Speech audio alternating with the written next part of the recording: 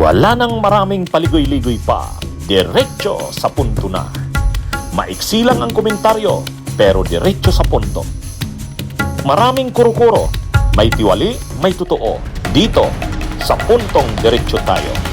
Punto, diretso.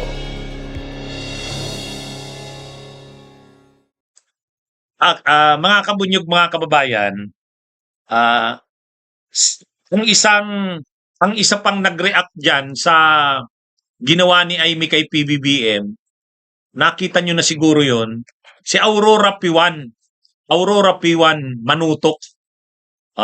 Nag-react si Aurora P1 doon sa ginawa ni Amy kay PBBM. Ang reaksyon ng ang reaksyon ni Aurora P1, sino ba si Aurora P1? Si Aurora P1, ano siya sikat sila noon. Actually, nung kabataan ko, sikat sila eh. Si Aurora P1, Miss International yata si Aurora P1 Manutok noon eh. Ano siya, sumikat yan kasi nanalo siya sa international beauty beauty contest, Miss International, nanalo siya. Ngayon napangasawa niya si Tammy Manutok. Si Tammy Manutok ay coach sa basketball. Ewan ko kung anong team, Chris pa ba nung panahon? O ngayon, dahil sikat yan si Amy Manutok, ay si Tammy Manutok noon, talagang obsession ni Amy Marcos. Ngayon, obses si Amy Marcos noon kay Tammy Manutok. Biglang nawala si dinukot. Tapos, pagkalipas ng ilang panahon, biglang lumabas. Kasama na si Amy Marcos. Para hindi pagdudahan, si Amy, nag-press ko noon si Tammy Manutok. Ang sinasabi niya, dinukot daw siya ng mga NPA. Mabuti na lang daw at ni-rescue siya ng gobyerno. Wow. Yan yung nangyari noon. Hindi na kasi alam yan ng mga generations ngayon. Pero noon, bata pa ako nang nangyari yan. Kaya nga yung issue na yan kay Amy Marcos, mga agaw ng asawa. Mga agaw ng asawa. Kaya yung anak ni Amy Marcos, yung governor dati ng Ilocos Norte, si Macho Manutok, saka si yung model, si Borgie Manutok, mga anak yan ni Amy, mga anak sa kanya yan ni Tammy Manutok. Hindi ko na alam kung nasaan na ngayon si Tammy Manutok. Ano yan noon? Kontrobersya yan noon, nung panahon ng panahon pa ng Marcos dictatorship, yung panahon ng diktadura ni Marcos. Imagine niyo yung sikat na coach ng Toyota, asawa ni Aurora P1. Kaya ang Aurora P1 Manutok. Eh di syempre sikat si Aurora P1 kasi beauty queen yan, Miss International. Asawa ni Tammy Manutok. Coach ng Toyota. Mas sikat din syempre. Ay mahilig pa noon yung mahilig pa noon sa basketball. Kasikatan noon ng Toyota sa Crispa. Ngayon, dahil obsessed si Amy kay Tammy Manutok, biglang nawala si Tammy Manutok. Nang lumabas, kasama na si Amy. Pero, ang pinalabas na kwento ay dinukot daw ng NPA. Pero paano naman dudukutin ng NPA si Ano naman connection ng NPA kay Tammy Manutok? Bakit naman dudukutin? Anyway, yun yung pinalabas na kwento ng mga panahon. Ngayon, kaya yung mga anak ni Amy, Manutok ang apelyido dahil doon.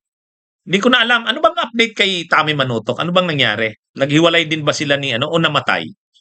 Sorry hindi ako updated dyan kay Tammy Manutok. Pero, sa ngayon, nag-comment si Aurora P1. Nag-comment si Aurora P1. Ang comment ni Aurora P1 dun sa ginawa ni Amy kay PBBM, parang ikaw yata yung mukhang adik eh. Kaya ngayon, maganda pa rin ngayon si Aurora P1, pero yung comment ni Aurora P1 doon sa ginawa ni Amy kay PBBM, ang comment ni Aurora P1, parang ikaw yung adik eh. Ibig sabihin, doon sa pag-comment ni Amy kay PBBM, yung sa rally ng INC, ang reaksyon ni Aurora P1 ay ang lumalabas parang ikaw yung adik. Ito. You talk and behave like an addict. Yan yung bira ngayon ni Aurora P1 kay Amy Marcos. Ayan ha. Oh. Ngayon, hindi, ang topic ko, nag-react si Aurora P1 Manutok. Kumbaga, ngayon, doon sa ginawa ni Amy. Sabi ni Aurora P1 Manutok, hindi na pala siya Manutok, Aurora P1 na lang. You took and behave like an addict. P1's fiery jab at Amy ignites online. Aurora P1 just entered the Marcos drama chat and she brought the shade. Oo nga, ang ganda pa rin pala ni Aurora P1. Anong nangyari kay Tami Manutok? Ano bang nangyari?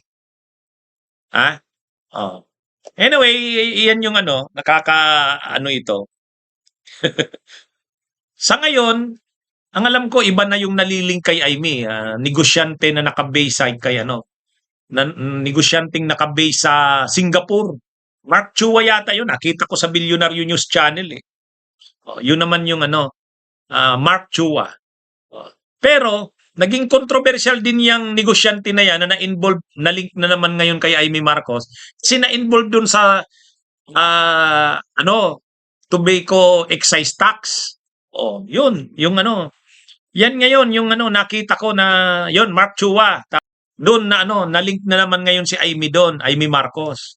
Kaya lang nalagay din sa kontrobersya yung Mark Chua dahil nga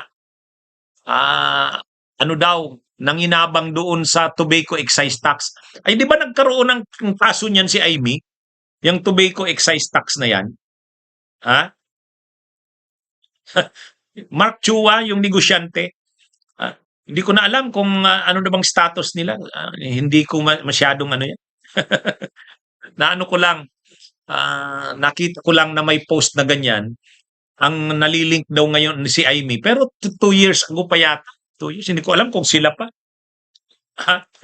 Sila pa ba? O sige nga. Pero hindi ako updated eh. Si Manutok, ano bang nangyari kay Manutok? Hindi ko alam. Naghiwalay na ba? Naghiwalay? Pero buhay pa si Manutok. Anyway, mga kabunyog, mga kababayan, magandang araw sa inyong lahat. Mabuhay po tayo. Bunyog, bunyog, halikan na kasama ka. Bunyog, kapag buklod ay may pag-asa. Luzon, Visayas, Mindanao, isa ang pananaw. Sa bagong Pilipinas ang bunyog isisigaw. Bunyog, bunyog.